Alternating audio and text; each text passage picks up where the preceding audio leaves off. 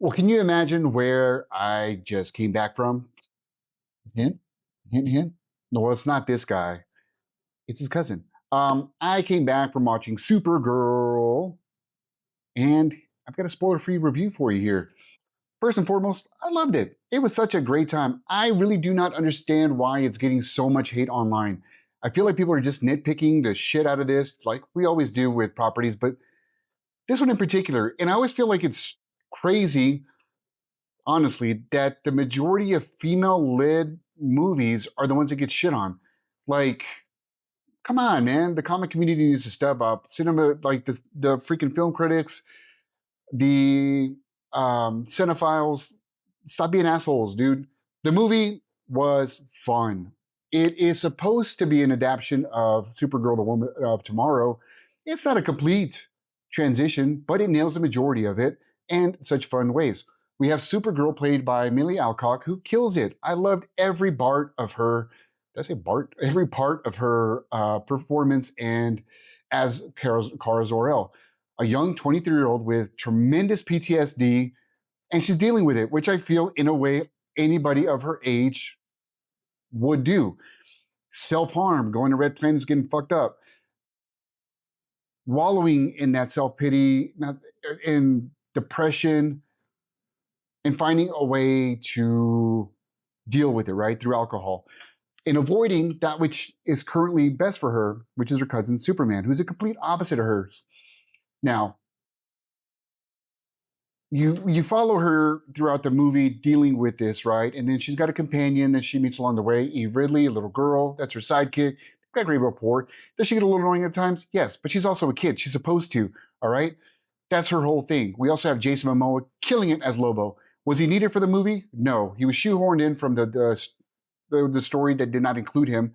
But it was a great addition because he was fun and he didn't take away from the movie, nor did he take away from Millie and Supergirl. He added to it in a fun way.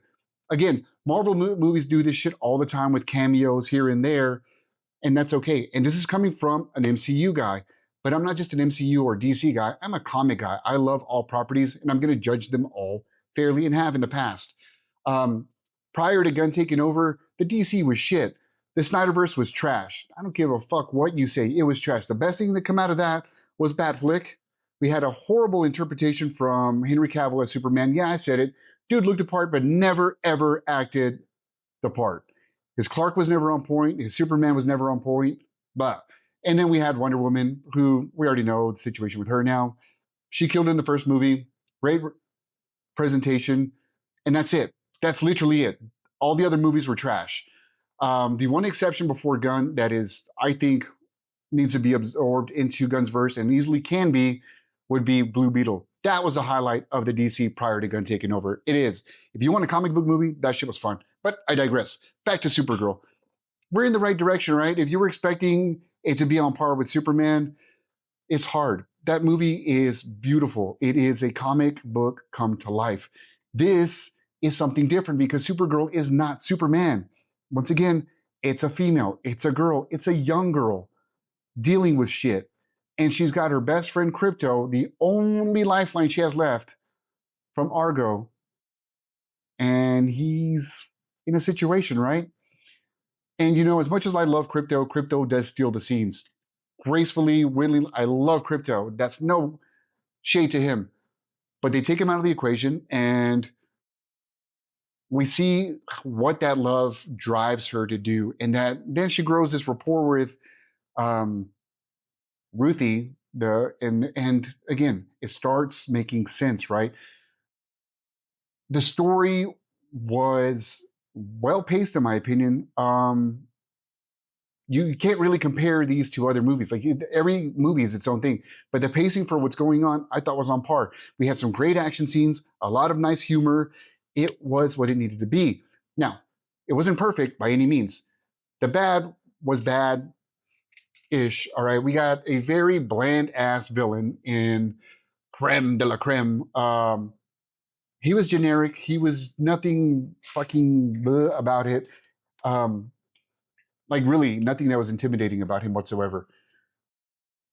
He looked really bad. Anyways, and then given the source material, that source material had some beautiful art, some beautiful landscapes. And I said this at the beginning when I saw the trailers, and it's at no fault, I don't think, directly of Craig Gillespie, who directed the movie, but there's so much similarities to Guardians of the Galaxy, and it's obvious.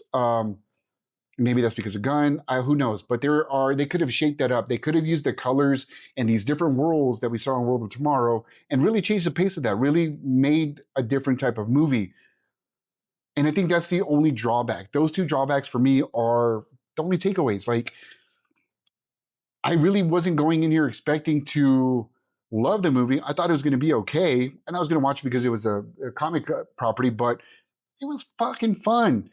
I really think the push to shit on this and review bomb it is just it's just terrible, man. Like, why? There's no need for that. It very heartwarming. I love the scenes with her and Clark really attempting to bridge that gap. David Cornswet is the Superman for me. He and Tyler Hoechlin are top tier. David now kind of surpasses Tyler. I love Tyler's performance in Superman and Lois for different reasons, and he's a different, but he was exceptional. And this is a guy who grew up on Christopher Reeves as well, all right? And Tom Welling's a different thing, right? But those are different eras. Those are different type of vibes. For Superman, par for par, David Cornswet, Tyler Hoechlin, right there, man.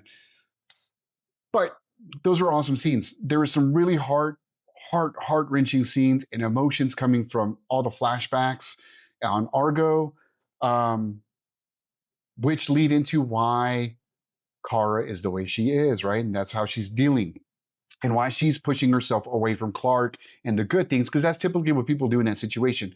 When they're self harming, they don't want to be reminded of the good. They're trying to wallow in it as much as possible, avoiding therapy, avoiding the good things. That is par for par what happens with those situations.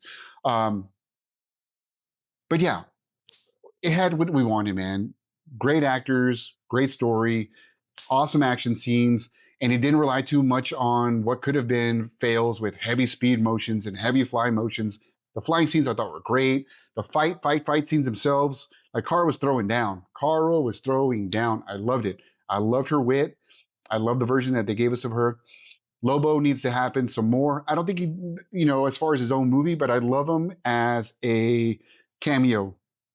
I think he'd be great in Green Lanterns, popping up here and there. Like, I think that's the way to go with him. Um, and I do not like the fact that we didn't get any like post-credit scenes, which kind of can be a little bit of a sway against the confidence in the character. I feel like that's where DC might have dropped the ball. They could have given us anything, just little things here, just to show confidence in the property and that there is longevity. She'll be coming along. I'm sure she will be, but that kind of goes hand in hand now with these type of movies. All around, I highly recommend watching it in the theaters. I give it a 4 out of 5. I mean, dude, why are you hating on this movie? Like, it's just BS. If you've seen it, let me know down below. Until the next alert, my nerds, appreciate you.